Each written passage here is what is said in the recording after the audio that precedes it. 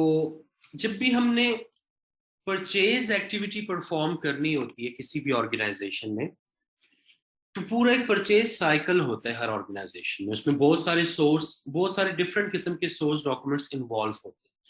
तो पहले हम यहाँ पर आज देखते हैं परचेज साइकिल, कि किसी भी ऑर्गेनाइजेशन में जब कोई चीज हमने परचेज करनी है तो उसका पूरा साइकिल कैसे रन किया जाए। फॉर एग्जाम्पल, आप काम कर रहे हो ऑर्गेनाइजेशन के स्टोर में, और स्टोर में हम क्या रखते हैं, हम उसमें रॉ मटेरियल को स्टोर करते हैं। और फिर जब भी हमें कोई प्रोडक्शन करनी होती है तो रॉ मटेरियल को हम लेते हैं स्टोर से, और उसको हम कहाँ सेंड करते हैं, इसको हम भिजवाते हैं प्रोडक्शन डिपार्टमेंट में। अब फॉर एग्जांपल प्रोडक्शन डिपार्टमेंट ने कोई स्पेसिफिक रॉ मटेरियल रिक्वेस्ट की है स्टोर डिपार्टमेंट से। आप स्टोर कीपर हो, आपने चेक किया वो रॉ मटेरियल अवेलेबल नहीं है, तो अब क्या करना पड़ेगा? ऑब्वियसली आप लोगों को वो रॉ मटेरियल बाय करना पड़ेगा। तो उसको बाय करने के लिए आप क्या करेंगे कि जो स्टोर कीपर होता है ये एक डॉक्यूमेंट बनाता है। कौन बनाता है? Store keeper. कौन सा डॉक्यूमेंट बनाएगा? Purchase requisition. ये परचेज रिक्विजिशन बनाएगा। Purchase requisition mean purchase request. ये एक डॉक्यूमेंट होगा, उसमें ये लिखेगा कि हमने ये यूनिट्स बाय करने हैं क्योंकि प्रोडक्शन डिपार्टमेंट ने रिक्वेस्ट की है और हमारे पास ये यूनिट्स नहीं है, so we need to buy it from our supplier. और स्टोर कीपर ये बनाकर एक डिपार्टमेंट को सेंड करेगा जिसको हम कहते हैं प्रोक्योरमेंट डिपार्टमेंट। प्रोक्योरमेंट डिपार्टमेंट वो डिपार्टमेंट होता है जिसकी रिस्पॉन्सिबिलिटी होती है सारी इन्वेंट्री, रॉ मटेरियल और डिफरेंट आइटम्स को बाय करने की। सो स्टोर डिपार्टमेंट जो है ये परचेज रिक्विजिशन बनाएगा और सेंड करेगा प्रोक्योरमेंट डिपार्टमेंट को। अब प्रोक्योरमेंट डिपार्टमेंट हो सकता है कि उस रॉ मटेरियल के लिए हमारे पास सप्लायर नहीं होगा। सो प्रोक्योरमेंट डिपार्टमेंट क्या करेगा, ये 3 सप्लायर्स को कांटेक्ट करेगा, एटलीस्ट 3 को, और उनसे क्या करेगा? Request for quotations.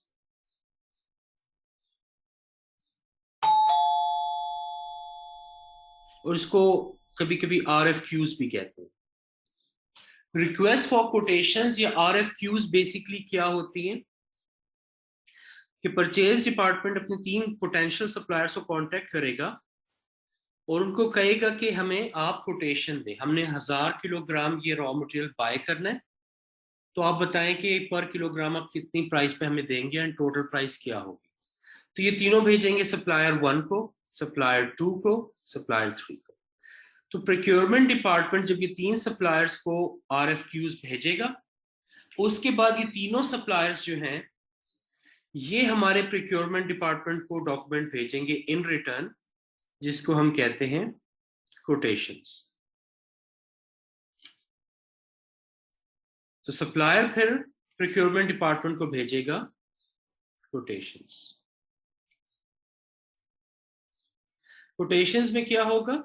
कोटेशंस में एस्टिमेटेड प्राइस देगा सप्लायर, कि आज इस डेट पे मैं आपको बता रहा हूं कि रॉ मटेरियल की प्राइस पर किलोग्राम ये है। फॉर एग्जांपल सप्लायर 1 ने कहा कि $10 पर किलोग्राम मैं आपको दूंगा। सप्लायर 2 कहता है कि $15 पर किलोग्राम, एंड सप्लायर 1 कहता है कि फॉर एग्जांपल $18 पर किलोग्राम। अब तीनों की प्राइसेस डिफरेंट है, तो प्रोक्योरमेंट डिपार्टमेंट क्या करेगा, ये तीनों कोटेशंस को रिसीव करेगा और उसमें देखेगा सबसे बेस्ट प्राइस किसने दी है। सो हाजिर वक्त में सबसे बेस्ट प्राइस जो है सप्लायर 3 ने दी है, तो वो सप्लायर 3 को सेलेक्ट कर लेगा। अब जब सप्लायर 3 सेलेक्ट हो जाएगा कोटेशन आने के बाद, क्योंकि उसकी प्राइस सबसे बेस्ट थी इन तीनों में से, फिर प्रोक्योरमेंट डिपार्टमेंट ने ऑर्डर प्लेस करना। अब जब इसने ऑर्डर प्लेस करना है, तो ऑर्डर प्लेस करने के लिए ये एक और डॉक्यूमेंट भेजेगा या एक और डॉक्यूमेंट बनाएगा। कौन बनाएगा? Procurement department. और किसको भेजेगा? सप्लायर को। एंड इस डॉक्यूमेंट का नेम होगा परचेज ऑर्डर। परचेज ऑर्डर का क्या मतलब है कि हमें आपकी कोटेशन मिल गई, जितने भी सप्लायर्स ने कोटेशन भेजी थी, आपकी प्राइस बेस्ट है, हमने आपको सेलेक्ट कर लिए, अब आप हमें एक्चुअल में इतने गुड्स डिलीवर कर। ये सप्लायर 3 को प्रोक्योरमेंट डिपार्टमेंट परचेज ऑर्डर बनाएगा और सप्लायर 3 को सेंड करेगा। सप्लायर 3 को जब ये परचेज ऑर्डर मिलेगा, वो ऑर्डर को प्रोसेस करेगा और फिर सप्लायर 3 ये ऑर्डर डिलीवर करेगा। किसको? हमारे स्टोर रूम को।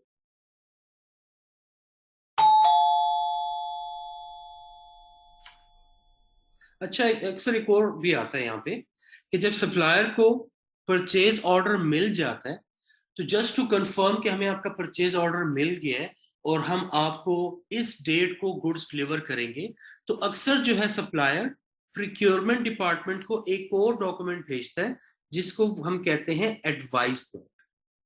ये कॉमन ज्यादा नहीं है, लेकिन बुकिश थिंग है, तो इसलिए हम यहाँ पे डिस्कस कर लेते हैं एडवाइस नोट। एडवाइस नोट क्या होता है?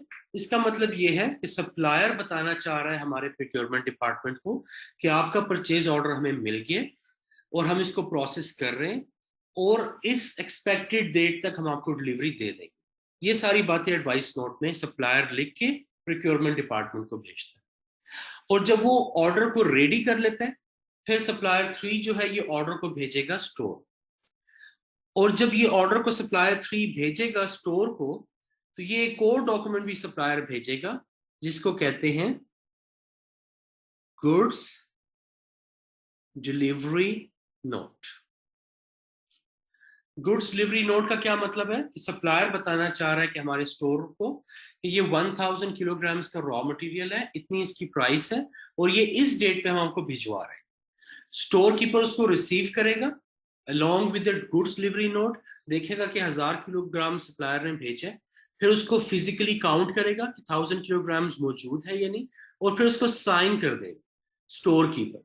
और साइन करने का क्या मतलब है कि हमने आपका ऑर्डर, आपकी डिलीवरी जो है ये एक्सेप्ट कर ली है, अब आप फर्दर इसको प्रोसेस कर सकते हैं आके ट्रांजैक्शन को।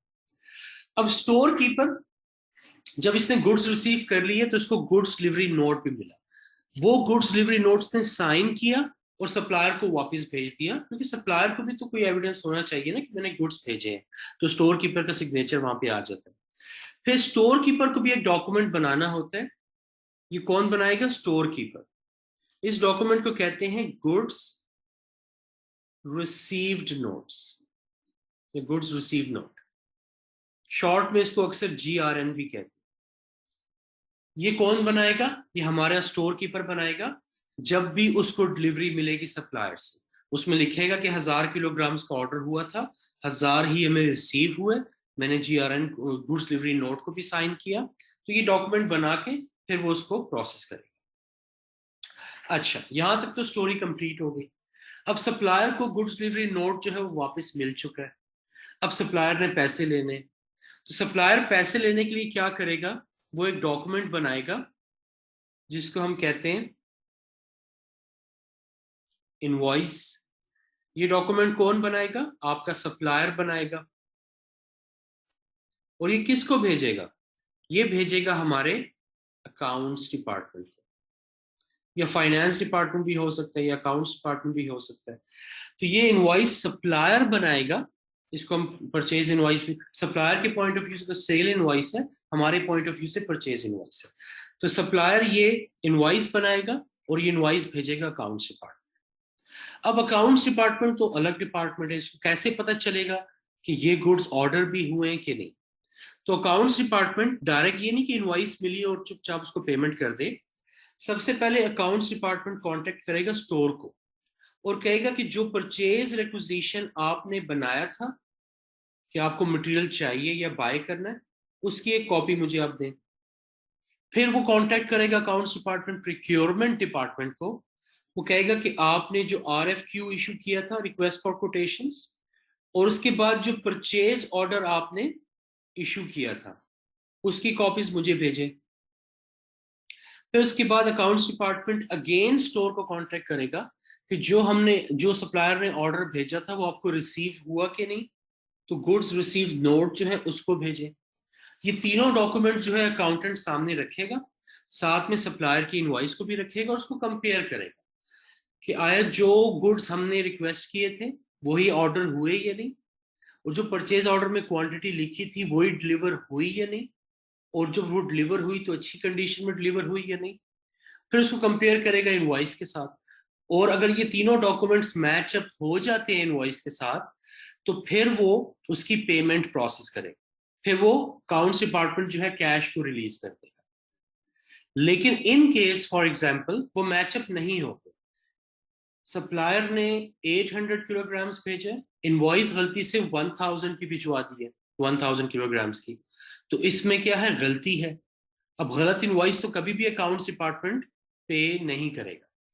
तो in that case account department क्या करेगा, अकाउंट्स डिपार्टमेंट रिक्वेस्ट करेगा सप्लायर से कि जो आपने इनवॉइस भेजी है वो गलत है, तो आप काइंडली हमें एक क्रेडिट नोट इशू करें। क्रेडिट नोट तब इशू होता है कि जब सप्लायर कोई चीज में गलती कर दे, वो चीज सही रिकॉर्ड ना किया हो या इनवॉइस सही ना बनाई हो, इनवॉइस में कोई ना कोई गलती हो, और अकाउंट्स डिपार्टमेंट गलत इनवॉइस को ऑब्वियसली कभी पे नहीं करेगा, तो इसलिए वो हमेशा सप्लायर से रिक्वेस्ट करेगा कि ये इनवॉइस गलत है, आप क्रेडिट नोट इशू करें। फिर सप्लायर देखेगा कि वाकई अपने डॉक्यूमेंट्स का चेक करेगा कि वाकई गलती है या नहीं, और अगर गलती होगी तो अकाउंट्स डिपार्टमेंट को क्रेडिट नोट इशू कर देगा, और जब क्रेडिट नोट आ जाए तो बाकी जो इनवॉइस की पेमेंट होगी वो अकाउंट्स डिपार्टमेंट सप्लायर को भिजवा देगा। So this is the way that how one typical organization will going to complete their purchase cycle. अब इसमें इंपॉर्टेंट क्या है कि यहां पर सिर्फ एक ट्रांजैक्शन हमने कंप्लीट की है, उसमें अगर आप देख लें कि कितने डॉक्यूमेंट्स इन्वॉल्व होते हैं, purchase requisition, RFQs, quotation, advice note, goods delivery note, goods receive note, invoice, credit note.